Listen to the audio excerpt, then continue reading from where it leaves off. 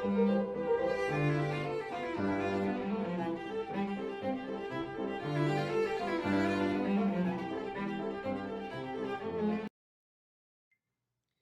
dia, com estan? Nosaltres aquí no comentarem un llibre, com poden haver vist per les caràtules, perquè deixarem que aquest llibre el comenti el Juan Carlos Calderón.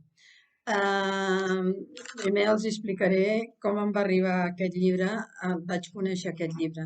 Aquest llibre el vaig conèixer per un company de lectures, que és el Juan Carlos, del qual té un univers, un univers literari del qual me n'en refio.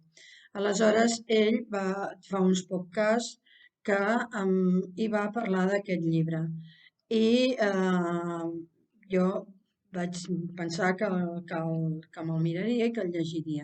La meva sorpresa va ser que quan el vaig anar a buscar a la biblioteca resulta que es tracta d'una caixa, com poden veure, una caixa que la biblioteca me'l va donar amb una goma de pollastre perquè està força malmès, com poden comprovar, està obert per tot arreu. Aleshores, doncs, aquesta caixa, quan l'obres, hi ha el llibre. I el llibre doncs, no és un llibre com a tal, però sense enquadernar. Sense enquadernar. Perquè, i sense grapes per cada quadernet, vull dir que no està lligat per enlloc. Aleshores, això està fet per exprés desig de l'autor, que és B.S. Johnson, i que ell, la seva idea era que només anessin senyalades la primera i l'última part. La resta d'aquests quadernets que tenim aquí, segons el desig de l'autor, es podien llegir de manera aleatòria. I fins al punt que a Romania, per temes econòmics, no es va poder fer i ell fins i tot va idear de com es podia fer que els romanesos poguessin seguir aquesta lectura aleatòria. Ara els ho explicaria, però ve molt explicat aquí en el que seria el prefaci que el signa Jonathan Coe. Aleshores, doncs, jo ara només els hi faig aquesta petita introducció de què és l'edició del llibre, què és l'estructura del llibre, perquè m'agradaria que escoltessin a Juan Carlos Calderón com explica o com defensa la lectura d'aquest llibre. De pas, també els diré qui és Juan Carlos Calderón. Juan Carlos Calderón és un company de lectures i ell fa aquests podcasts, que els hi deixaré al final del vídeo. Fa aquests podcasts que són molt elaborats, molt pensats, molt ben editats i amb un guió molt ben estructurat dels llibres que ell comenta. I al final del vídeo els hi deixaré el podcast del llibre dels desafortunados, però a la caixa d'informació també els deixaré l'enllaç perquè puguin visitar aquesta pàgina on edita ell els podcasts. Això pels que ens miren per YouTube i per aquells que ens veuen des del blog també els deixaré l'enllaç a sota el vídeo. Jo acabo aquí perquè em sembla que el que dirà el Juan Carlos és molt més interessant, és un lector agut, és un lector molt atent i un lector, i a més té una formació en filosofia que li fa percebre coses que potser els que venim de la literatura doncs ens fa falta, o si més no em fa falta a mi, diguem-ho així. Acabo aquí. Com sempre, moltes gràcies per ser-hi. Escoltin el Juan Carlos, segueixin aquests podcasts que ell fa tan elaborats, que espero que els hi agradin.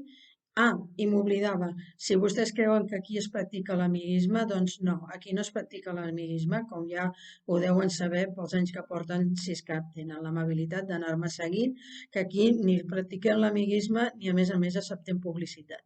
Per tant, vull dir que ho faig perquè realment crec la feina que està fent ell amb aquesta divulgació de llibres. Sempre són llibres, no són llibres corrents, però sempre són llibres molt i molt interessants, com aquest de Los Desafortunados, que només ja amb la presentació doncs ja invita a fer una lectura. Els deixo amb el Juan Carlos, la seva veu, i els invito realment a que coneguin la seva pàgina a iBooks. Com sempre, moltes gràcies per ser-hi, a reveure, adéu-siau, estiguin bons, siguin bonets, seguim llegint i en aquest cas en companyia de Juan Carlos Calderón. Fins aviat. Quiero ver la que seguramente es la única copia existente del segundo libro de poética de Aristóteles. Ah, Guillermo, qué magnífico bibliotecario hubierais sido. Tened. Aquí está vuestro merecido premio. Leedlo.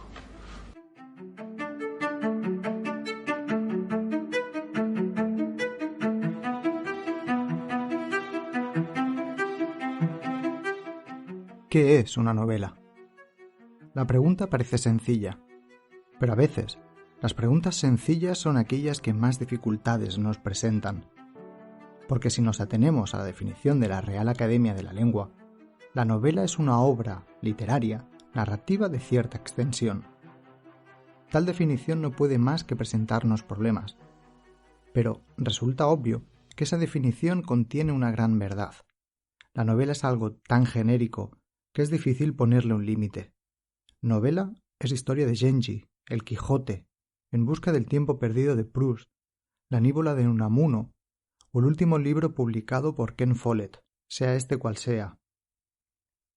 Parece, por tanto, que dentro del concepto novela pudiera caber todo tipo de obras. Y esto en verdad es así. Pero si nos propusiéramos imaginar cómo es físicamente una novela, estoy seguro de que todos nos imaginaríamos más o menos, ignorando los actuales formatos electrónicos, algo muy parecido. Es decir, un conjunto de hojas de papel impresas unidas por uno de sus lados y normalmente encuadernadas formando un solo volumen. El mismo formato narrativo, aquella cierta extensión de la que habla de la definición de la RAE, ha condicionado la forma final de la novela. Esta, incluso aquellas que vieron la luz en forma de folletín, es decir, de novela por entregas que se publicaban normalmente en la prensa, finalmente adopta siempre la forma de un libro. Pero el condicionante funciona también en el otro sentido. El formato final de la obra también determina el estilo de la misma, pues la novela se escribe pensando en el libro en el que se convertirá, en su estructura física y en su linealidad. Las novelas se escriben, se editan y se publican, pensando en que el lector sostendrá el libro en alto y lo leerá desde la primera hasta la última página. Pero si nos encontrásemos con una novela que no es un libro, ¿cómo se presentaría tal cosa? ¿Cómo estaría escrita? Y más importante aún, ¿cómo deberíamos leerla? Sed bienvenidos al 10º episodio de Leed Malditos. Comenzamos.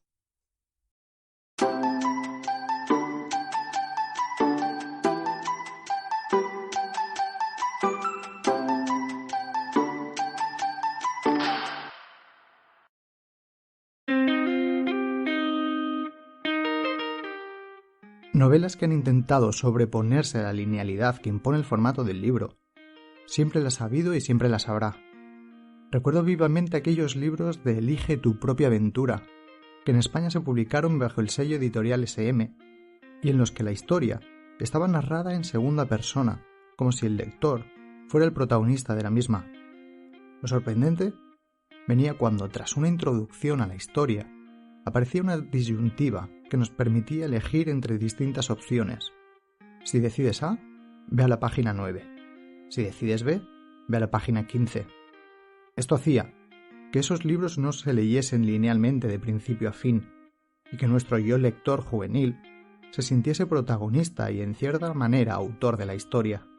Aunque la verdad es que este tipo de experimentos no eran realmente una novedad literaria, pues años antes un escritor de prestigio como Cortázar había escrito Rayuela, novela en la que el autor proponía diversos modos de lectura, desde la lectura secuencial de principio a fin, hasta una lectura que, adaptando el juego infantil de la rayuela, fuera saltando los capítulos, pues como escribiera el mismo autor, a su manera este libro es muchos libros, pero sobre todo son 2 libros. Y supongo que ese sería el sueño de cualquier escritor, que escribiendo una sola obra hubiera escrito una infinidad de libros. Aunque bien pensado, este sueño sería también la mayor pesadilla de cualquier editorial. Pero la verdad es que la novela es capaz de resistirlo todo, incluso a la destrucción del libro. Porque si he de pensar una obra que lleva hasta el extremo dicha destrucción, no solo la del libro como formato físico, sino especialmente la de la linealidad causada por dicho formato, no se me ocurre, no logro encontrar mejor ejemplo que la obra de B.S. Johnson, Los desafortunados. La muerte prematura de un artista suele implicar una mitificación de su figura y un auge comercial y popular. Van Gogh, Jim Morrison o Kurt Cobain son buena muestra de ello. Brian Stanley Johnson podría ser la excepción que confirme dicha regla. El 13 de noviembre de 1973, con 40 años y víctima de una depresión, el novelista inglés se corta las venas. Casi desconocido en vida, ni siquiera el elogio del mismísimo Samuel Beckett, que dijo de él que era un escritor que merecía mucha más atención de la que había recibido, sirvió para que sus libros se vendieran, leyeran más. La muerte lo convirtió, eso sí, en un escritor de culto, este ingrato premio de consolación. Poeta, crítico literario y cineasta. Además, B.S. Johnson fue capaz de publicar hasta 6 novelas en sus apenas 40 años de vida. 7 si contamos la que publicó póstumamente. Cada una de esas novelas, encuadradas en una narrativa no ficcional y con un gran componente experimental a nivel formal. Entre ellas destaca para mí Los desafortunados, porque si soy totalmente sincero, como decía, no soy capaz de recordar ninguna otra novela que nos brinde la experiencia que ofrece B.S. Johnson con esta obra. ¿Y qué es lo que tiene de especial y experimental Los desafortunados? No hay que esperar mucho para detectarlo. De hecho, no hace falta ni empezar a leer la novela para darse cuenta, pues esta no se presenta en el tradicional libro al que todas las novelas nos tienen acostumbrados, sino en una caja, dentro de ella 27 pliegues independientes, si no contamos la introducción de Jonathan Coe, sin ningún orden establecido ni paginación, salvo por el primero y el último de estos pliegues, porque esta es una novela sin orden ni imposición lineal. Solo tenemos que leer en el orden preestablecido el primero y el último de los pliegues. El resto lo podemos ir leyendo de la manera que nos apetezca. Entiendo que esto levante suspicacias. Lo entiendo porque la primera vez que lo leí, yo mismo me preguntaba, ¿cómo va a ser posible? ¿Será coherente? ¿Entenderé algo? Y la respuesta es sí, es totalmente posible, y no solo se entiende y tiene toda la coherencia del mundo, sino que la propuesta formal de B.S. Johnson es una genialidad, que además, como las verdaderas genialidades, no es solo un recurso o un malabarismo, sino que casa a la perfección con el tema de la obra, completándolo y ampliándolo y brindando así al lector, y como decía anteriormente, una experiencia literaria como ninguna otra.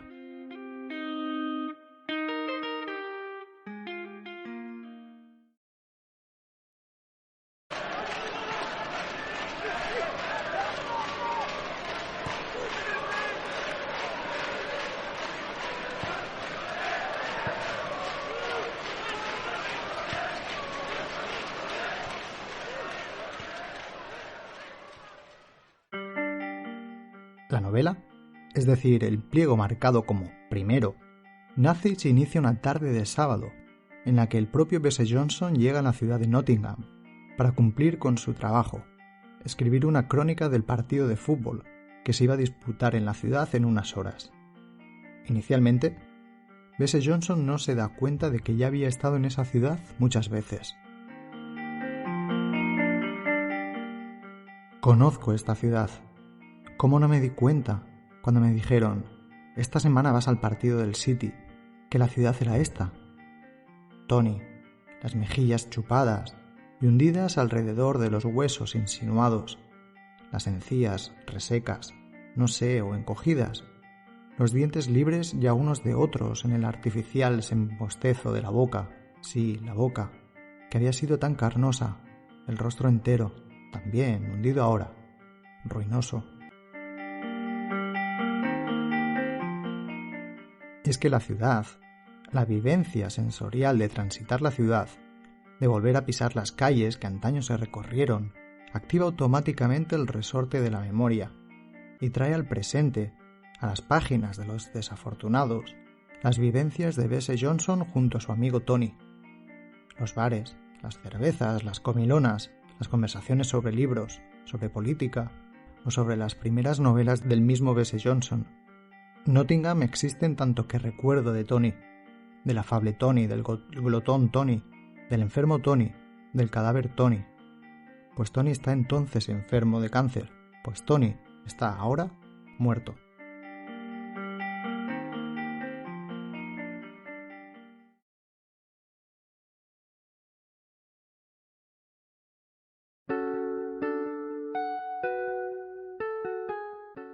Pero cuando nada subsiste ya de un pasado antiguo, cuando han muerto los seres y se han derrumbado las cosas, solos, más frágiles, más vivos, más inmateriales, más persistentes y más fieles que nunca, el color y el sabor perduran mucho más, y recuerdan y aguardan y esperan sobre las ruinas de todo, y soportan, sin doblegarse, en su impalpable gotita, el edificio enorme del recuerdo.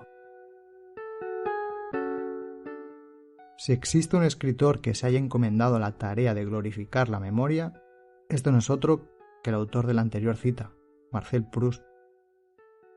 Pues su obra, En busca del tiempo perdido, es todo un homenaje a la capacidad humana de actualizar el pasado, de traer el ayer al hoy, y este proceso es provocado por el sabor de una magdalena mojada en té que el protagonista del primer volumen de la magna obra de Proust le sumerge en el pasado, en su infancia, y en todas las vivencias que durante más de 3000 páginas le conducirán hasta el preciso momento en el que se encuentra. El mecanismo que utiliza B.S. Johnson para los desafortunados es sin duda una herencia proustiana. Su protagonista, como el narrador de Por el camino de Swan, es asaltado por el torrente de la memoria, y este resorte, este asalto, no es para nada intencional, pues el narrador de los desafortunados, como el narrador proustiano, no se esfuerza en recordar.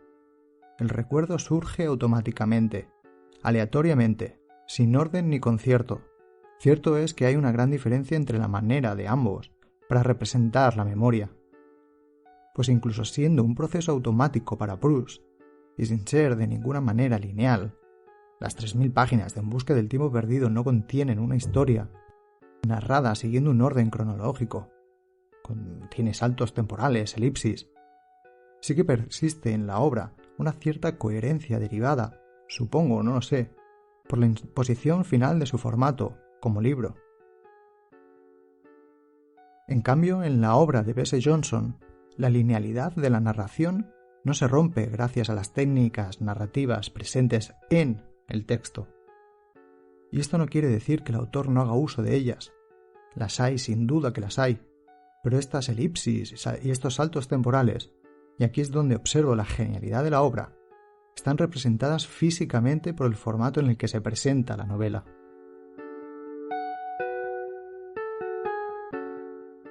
Y aquí volvemos a lo comentado anteriormente, a la estructura de la novela y a sus 27 pliegues. Y como decía al principio, este recurso no es un simple malabarismo, sino que estaba totalmente justificado y engrandecía la intencionalidad artística de la obra. Porque Los desafortunados reflejan de manera sin igual el carácter azaroso, la falta de estructura del recuerdo y la recepción de impresiones. Porque podemos hacer el esfuerzo, uno simple, de recordar nuestro día de ayer, y observaremos cómo somos incapaces de recordar cronológicamente todas y cada una de las vivencias, todas y cada una de las percepciones. O bien fluyen como un torrente incontrolable, o bien se detienen abruptamente, porque como acertadamente escribe B.S. Johnson, la mente se dispone sola e intenta ordenar las cosas y alterar lo desarreglado, Y ese mismo esfuerzo de disposición es el que disfrutamos durante la lectura de Los Desafortunados, pues ante el caos del texto, ante ese imposible orden que B.S. Johnson nos presenta, pretendemos estructurar el texto que estamos leyendo, darle coherencia y dotarlo de un orden temporal que facilite su comprensión, y para ello resulta útil el amigo Tony, el enfermo Tony y el cadáver de Tony, porque a través de la evolución de su enfermedad, el cáncer, que avanza o retrocede dependiendo del pliegue que estemos leyendo, es posible ubicarse en un horizonte temporal, saber cuándo sucedió qué o cuándo sucederá, o leer un pasaje a la luz de lo que sabemos le ocurrirá después, es decir, su lenta desintegración, su muerte.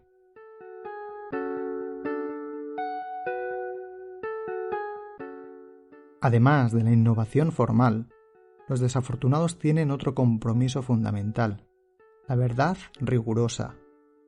Por muy buenos que sean los escritores que lo intenten, hoy es imposible que esa novela, la dickensiana, funcione.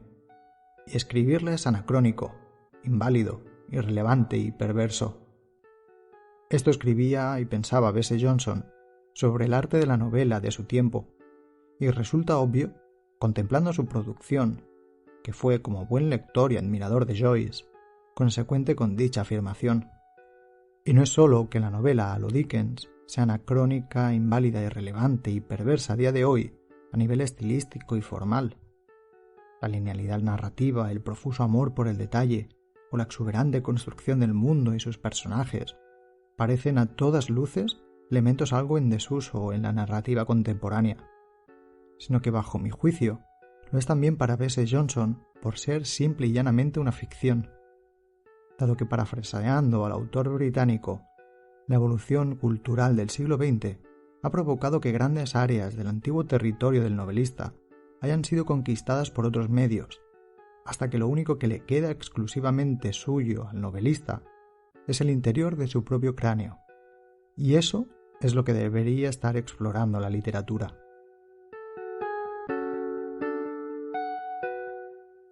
Siendo sincero, este compromiso me genera muchísimas más suspicacias y dudas que el primero, el de la innovación formal.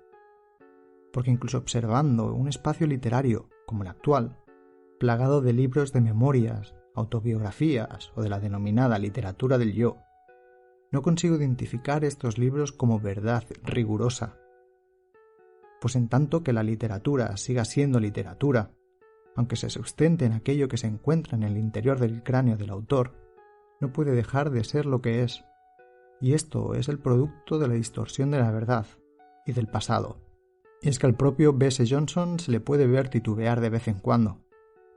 Y en el valle el río, el arroyuelo, más bien, bajaba entre rocas y guijarros de pedernal y los pedruscos de yeso de la playa, el estuario y la desembocadura, todo tan poco majestuoso. ¿O me lo estoy inventando? ¿Había algún rastro de arroyo allí? ¿Es tan fácil inventar, por error, no acordarse de qué había en un lugar? ¿Qué se recuerda de verdad?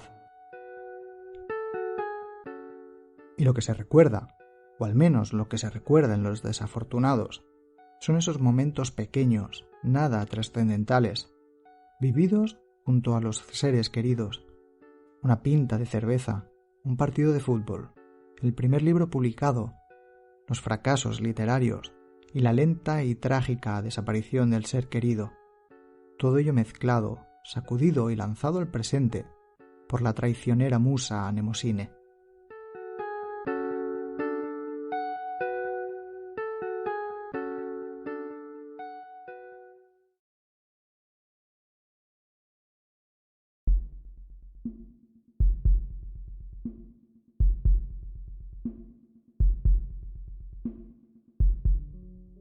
Y hasta aquí el 10º y último episodio de este 2021. Leed Los Desafortunados de B.S. Johnson, publicado por Rayo Verde y traducido por Marcelo Cohen, porque como escribiera Vladimir Nabokov, existe, parece ser, en la escala dimensional del mundo, cierto delicado lugar de encuentro entre la imaginación y el conocimiento, un punto al que se llega reduciendo las cosas grandes y ampliando las pequeñas, y que es intrínsecamente artístico. leed, malditos, leed, salvo el segundo libro de la Poética de Aristóteles. Hasta la próxima.